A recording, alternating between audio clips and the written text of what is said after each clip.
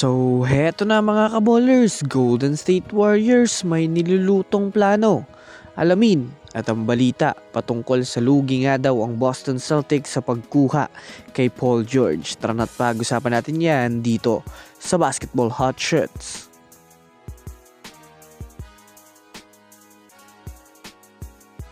Una nga muna tayong dumako mga kaballers sa balitang lugi nga daw ang Celtics sa pagkuha kay Paul George. Well, sa ngayon nga po mga kaballers, mainit ang talakayan sa naging trade ng Philadelphia 76ers at ng Boston Celtics. Marahil isa sa dahilan nga nito, hindi nga daw fair ang naging sistema para kay Jaylen Brown at hindi rin naman nga daw deserve ng Celtics itong si Paul George.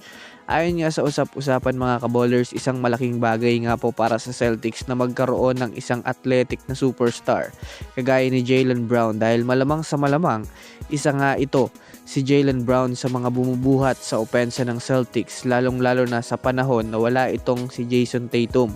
Kumbaga ito nga po mga kaballers ang naging mukha ng Celtics, kaya nga sa nangyaring trade wala nga ditong masyadong natuwa dahil literal na luging-lugi nga po mga kaballers ang Celtics kay Paul George dahil sa pagiging prone to injury nito na every time nga nalilipat ito ng ibang team ay palaging nakakadanas ng injury.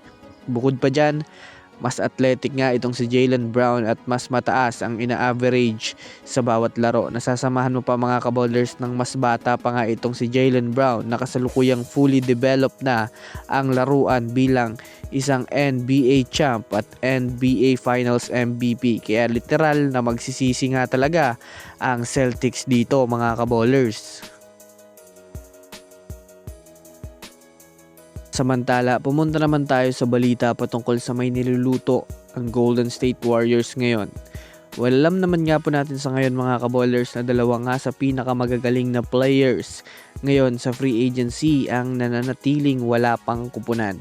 Ito nga po mga kaballers is si Rui Hachimura at itong si LeBron James na kasalukuyan wala pang ngang desisyon kung saan ngang kupunan ito pipirma ngayong off-season. Kagaya nga po ng naibalita ko sa inyo mga kaballers, pareho nga itong gustong makuha ng GSW sa ngayon. Yes mga kaballers, naibalita nga na pareho nga itong kinumbinsi ng GSW na pumirma sa kanilang kupunan dahil sa wala pa naman nga pong kinukuha ang Warriors galing sa ibang team ngayong off-season. At literal na may sapat nga sila na espasyo para kunin ang dalawang ito dahil nga sa pag-adjust ng kanilang mga player na sina Gary Payton II at Draymond Green na handang magpababa ng sahod para sa paglaki ng kanilang flexibility na kumuha ng mga player sa free agency. Mataas rin nga ang chance mga kaballers na mangyari ito, lalo pat alam naman natin na mataas ang championship opportunity ng Warriors kapag napasama pa sila.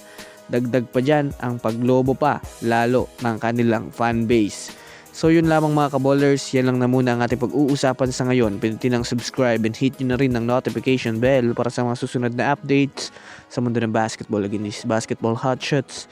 Thanks for watching.